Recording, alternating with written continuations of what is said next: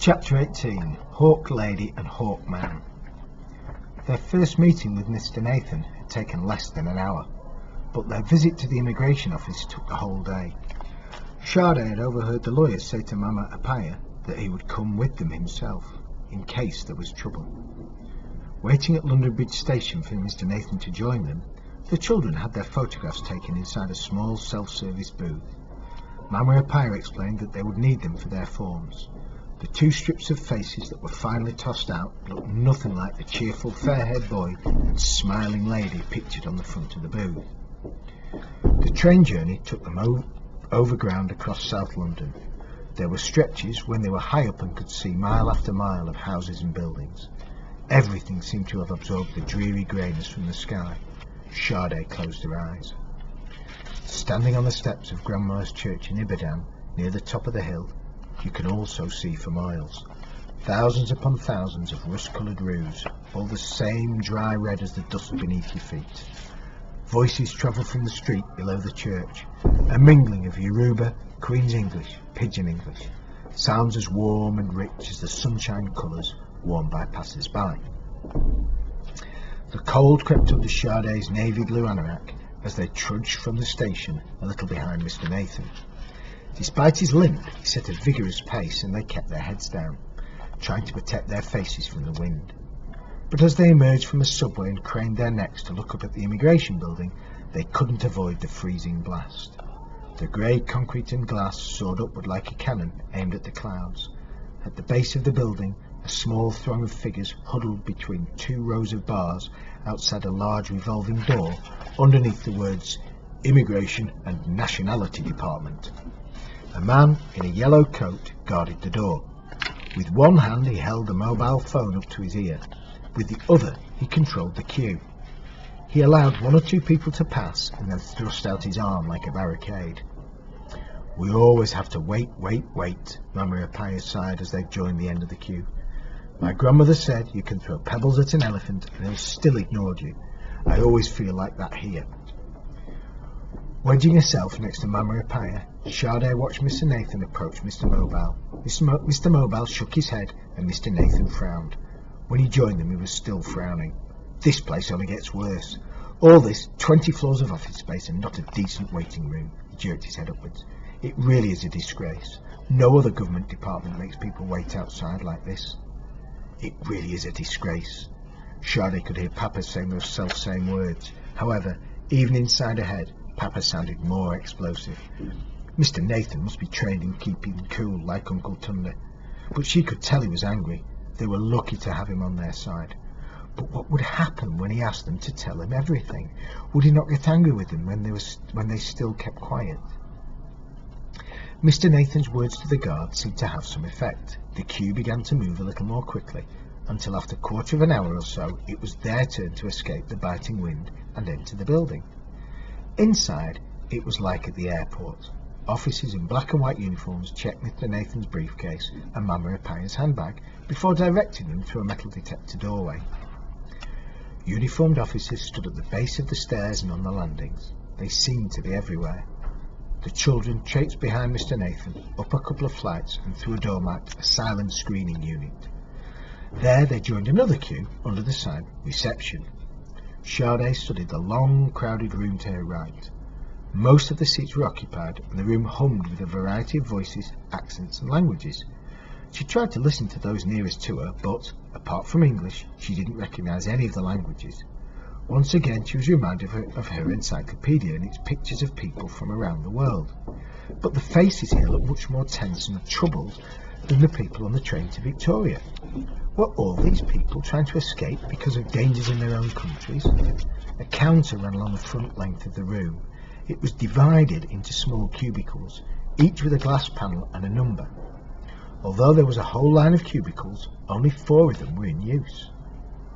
From time to time a high-pitched buzzer would shriek, a number would light up on a red board at the front, and another small group of people would make their way up to the immigration officer behind the glass.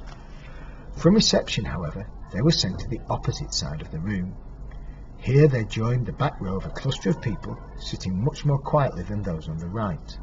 Mr. Nathan explained that this was where they had to wait to be fingerprinted. Femi, who'd been silent for most of the journey, now broke his silence. "Do they think we are thieves?" he muttered fiercely.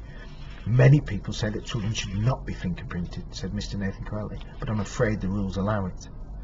A lady in a white coat and white vinyl gloves stood by a door, calling some people in and letting others out. She was dressed like a nurse or a doctor, but Sade had the feeling she was not really a medical person. The way she inspected everyone reminded Sade of a hawk and made her feel even more nervous. When at last it was their turn to go into the fingerprint room, Femi refused to move. "They won't give us our papers, Femi. We have to do it," Sade whispered. She was aware of people looking at them. "Does he speak English?" Hawk Lady asked loudly. "Tell him it won't hurt." "Mrs. Appiah and I will come in with you," said Mr. Nathan. "It won't take long." Femi dragged himself from his chair, glaring at the Hawk Lady. Inside the room, 2 more people in white cloaks and gloves were waiting. The man was pushing a roller back and forth on a large ink pad, while the lady was preparing sheets of paper. Sade watched as their full names were carefully written out on a separate sheet below a printed grid of 10 blank squares. Mama Appiah and Mr. Nathan stood behind them, close enough for Sade to hear Mama Appiah's sigh. Picking up Sade's left hand, Hawk Lady led her to the counter and the ink pad. "This won't hurt." Her lips curved into a smile. Hawk Lady pressed each of Sade's fingers first onto the pad and then onto an empty square on the paper. A pattern of twirls and hillocks filled up the row of the squares. If she and Femi had just been experimenting, it would have been fun. But with Hawk Lady clutching her fingers in this awful place, the dark stains of purple on her fingertips made her feel dirty all over. Releasing her grip, Hawk Lady pointed to taps and a sink. Hawk Man now began with Femi. "You must relax," he ordered, but Femi held his arm so stiffly that the man had to struggle to raise her brother's hand up to the pad. "This isn't going to work unless you relax," he repeated. He appealed to Mama Appiah. "Can you tell him in his own language that I'm not going to hurt?" Mama Appiah moved quickly to put her hand on Femi's shoulder. "He understands your English perfectly," she said calmly. "He is tense because he thinks that fingerprinting is what they do to criminals." With a sharp tug, Femi pulled his hand away and folded his arms tightly around him. "This is ridiculous," declared Mr. Nathan, addressing Hawk Lady. "You are causing the child unnecessary distress. These children are in the care of social services, and Mrs. Appiah is from the Refugee Council working with them. They are not going to run away. I cannot see the point of putting him through this. We're following the regulations, sir. What other proof do you have of their identity? It is only a week since they arrived, But you still have no other proof," Hawk Lady interrupted, stretching her neck as if to mark a victory. "Obviously, they would not force the boy to have his fingerprints taken," she continued, beginning to sound impatient. "But without them, he was unlikely to be given his temporary admission papers. He should decide quickly, because he was now holding up the queue." Femi must have been following it all, because suddenly he thrust his arm towards the ink pad, allowed Hawkman to take hold of his hand. The set of his jaws showed that his teeth were clenched. They remained clenched even when he was washing the ink off his fingers. On the other side of the room they had to wait yet again, while Mama Appiah and Mr. Nathan spoke to some of the people around them. Sade began to play a little guessing game with herself. Which country did all these people come from? Her only clues were their clothes and faces, and those weren't very reliable. But she liked testing her memory. What different countries were there in Africa, in Asia, in South America, in Europe? When she tried to remember the names from the map of Africa above Papa's desk, Cameroon and Chad were next to Nigeria, but what was east of Chad? Sudan? Somalia?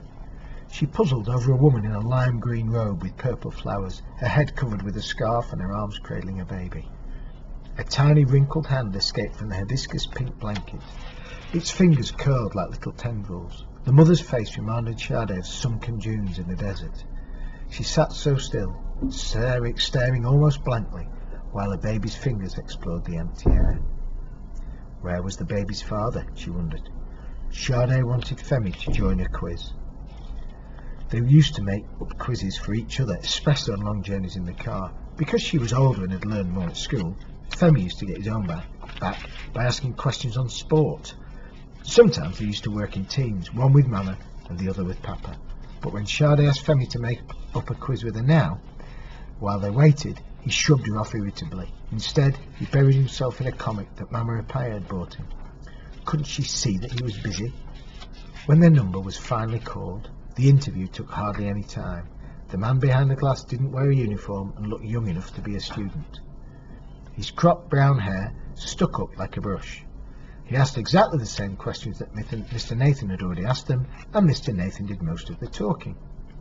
When Brush had asked about their parents and how they'd entered the country, Mr. Nathan replied that the children were still very frightened. They had come by air to London with a lady, and they needed time to tell their full story.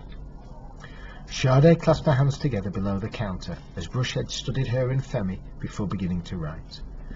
There was a form for each of them with their photograph pasted on the right-hand side. From upside down, Sade read the words, "Temporary admission." The forms were passed under the glass for them to sign. It was only then Sade saw what was above her family name, Adewale. Brushhead had written in bold letters, "Claims to be." Did that mean he didn't believe them? "Well, we got what we needed in the end," Mr. Nathan commented as they entered the subway. Now that this is sorted," he held up the folded papers, "you can start at school." Femi, who was ahead of them, whirled around in his tracks. Sade's mind somersaulted. School?